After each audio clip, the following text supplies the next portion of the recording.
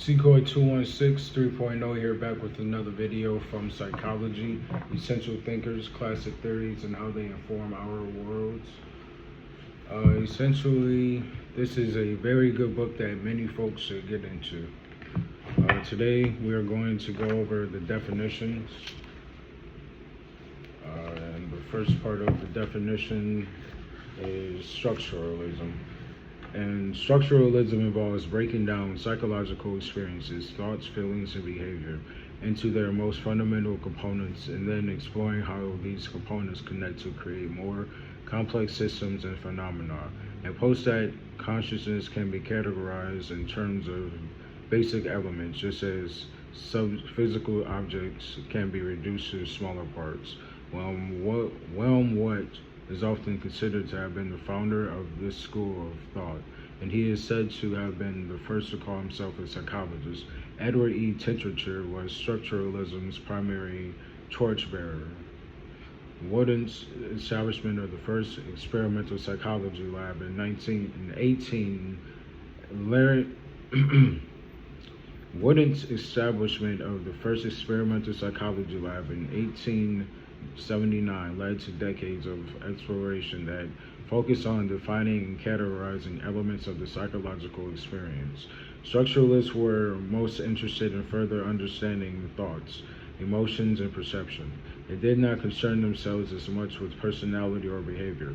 Structuralism asserts that the main method of identifying fundamental components of psychology phenomena is introspection, as an approach by which the structuralists intend to create descriptions of mental processes in most basic terms. The term introspection, though it sounds like something you do on your day off while lying on the couch and wondering where your life is headed, refers in this case to a more scientific and structured exploration.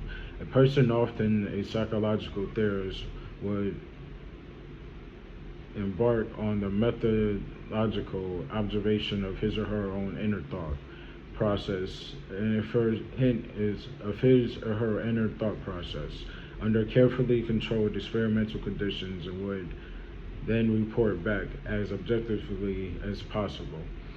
Though empirically oriented, this method eventually fell out of favor as a research technique, given the question of how externally observational and individual thoughts can be with, as well as the process biases and impossibility of qualifying any given person's self-report.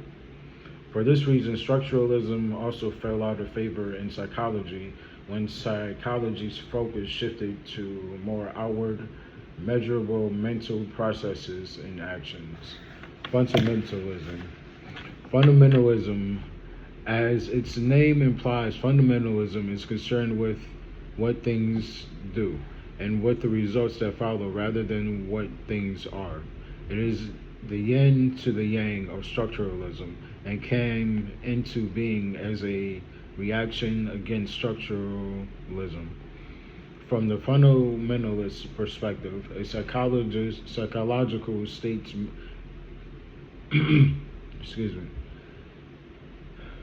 From the fundamentalist perspective, a psychological state's meaning emerges not from its components, but from its end product.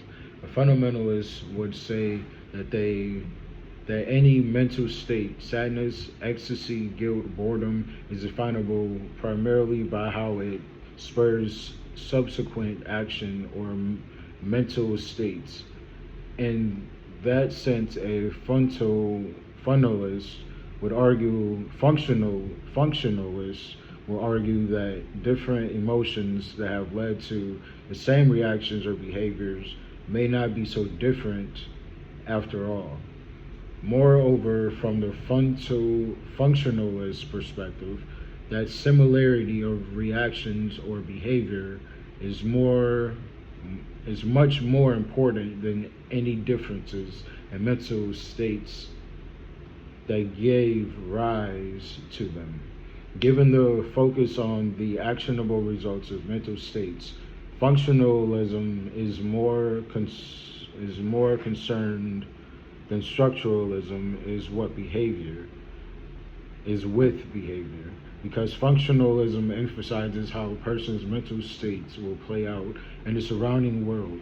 Functionalism, focusing less on the mental processes than on the capabilities of the mind itself, places importance on experimental results that can be applied to practical ways.